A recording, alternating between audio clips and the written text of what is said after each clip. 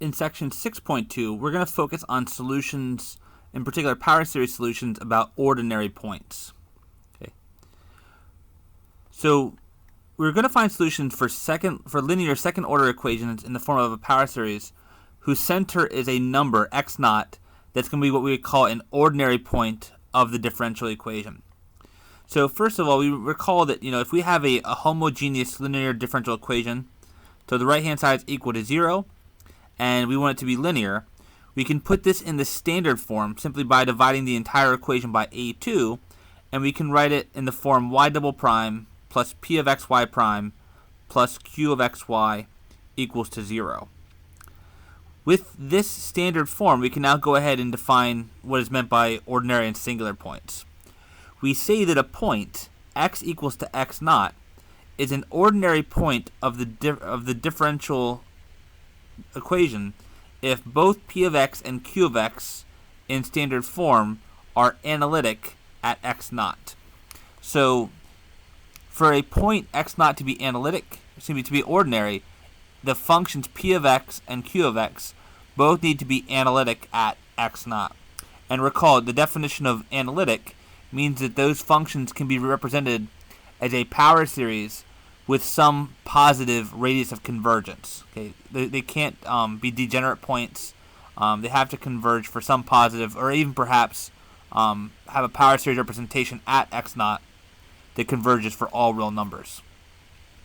If a point is not ordinary, if it does not meet this definition, then it is referred to as a singular point of the differential equation. Okay.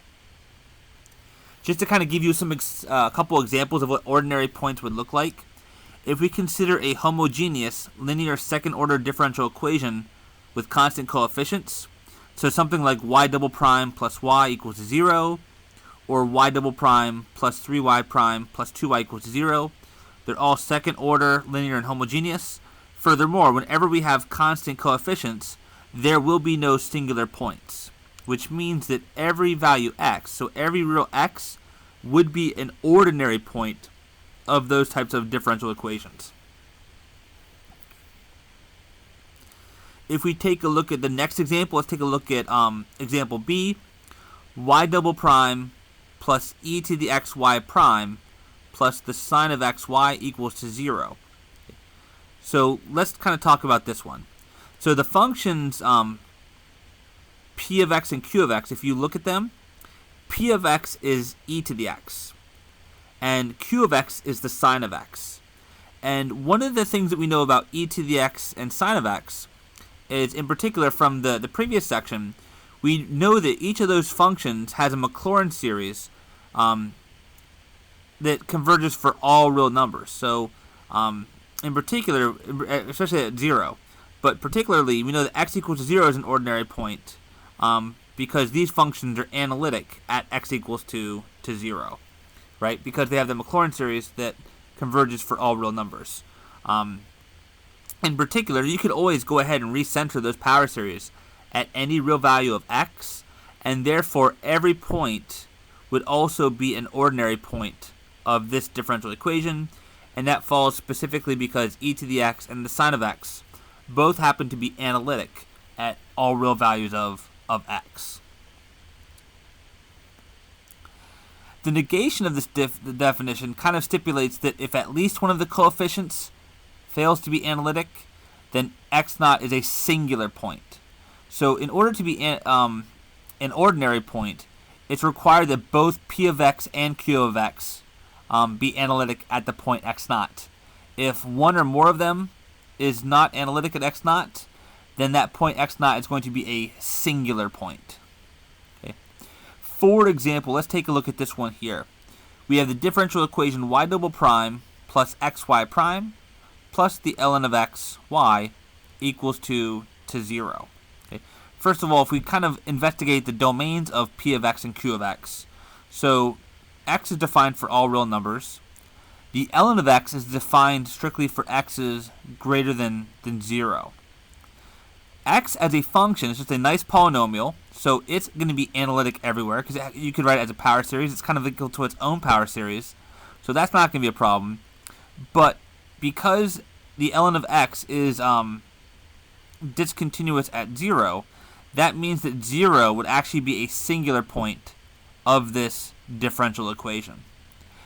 If you pick any x different from 0 that's positive, so if the ln of x is defined, say for like x equals to 1 or 2 or 3 or pi or anything like that, for x greater than 0, the ln of x function does happen to be analytic.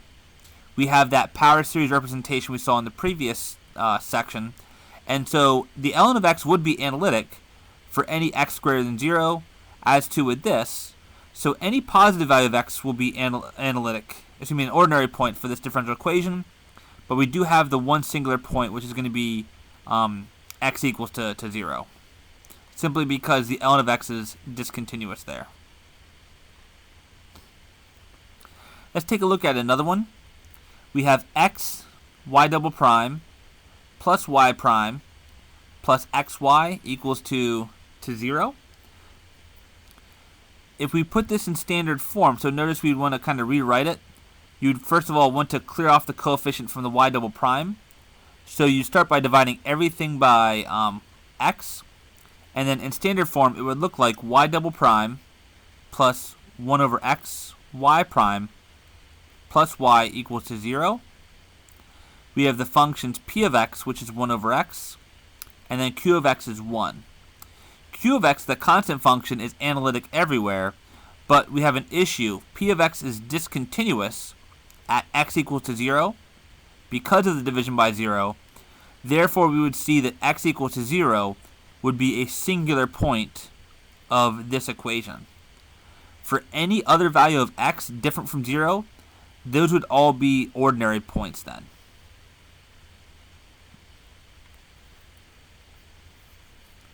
For us, we will be primarily interested in the case when the coefficients are polynomial functions with no common factors. So we can kind of write them as follows. So a polynomial function is analytic at any value of x, and a rational function is analytic at all of the points except where its denominator is going to be equal to 0. So again, we know polynomials are nice. They're the kind of basic class of functions in mathematics. But polynomials are analytic everywhere, and our rational functions will be analytic wherever the denominator is not equal to 0. Okay. So this kind of gives us a nice and easy classification for this kind of thing. So let's suppose we have p of x. Again, that a2 of x would have presumably been like the coefficient of the y double prime. Put it in standard form first, and then we know that p of x is the form a1 over a2, and q of x would be the form a0 over a2. We can say that a number x equals to x naught is an ordinary point of our basic differential equation if two things happens. So first of all, if a2 of x naught is not equal to 0, whereas x naught is a singular point if a2 of x equal to 0. So it boils down to just checking, is that denominator 0? If it's not 0, then it's an ordinary point, and if it is 0, then it's going to be a singular point. Let's take a look at example 3. Let's identify any ordinary points and singular points for the following differential equations. For the first one, let's divide. We want to clear off that coefficient, write it in standard form. It would be y double prime plus 2x divided by x squared minus 1, y prime, plus 6 divided by x squared minus 1y would be equal to 0. We want to go ahead and solve for where that denominator is equal to 0. Then it's the same denominator in both fractions. So whenever x squared minus 1 equals to 0, this would imply that x is going to be equal to plus and minus 1. So those are going to be our two singular points for that differential equation. All other values of x, if x is different from plus or minus 1, then it will be an ordinary point.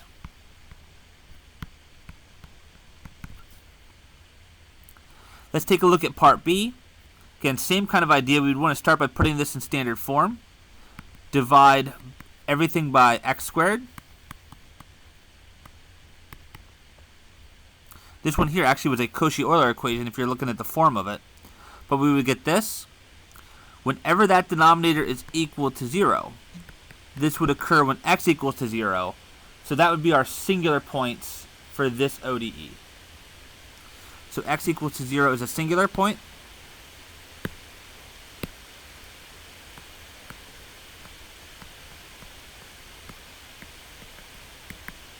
And then for all x different from 0, those would all be ordinary points. Let's take a look at the next one, part C. We would again want to put it in standard form. That would give us y double prime plus x divided by x squared plus 1 y prime minus 1 divided by x squared plus 1y equals to 0. We set its denominator equal to 0. This would give us x squared equals to negative 1. Therefore, x equals plus or minus the square root of negative 1, which is plus or minus I. And according to our books, it's possible to have complex singular points. So x is equal to plus or minus I. Those would be the two singular points. And all x different from those two then, those would be your ordinary points for the differential equation in part C.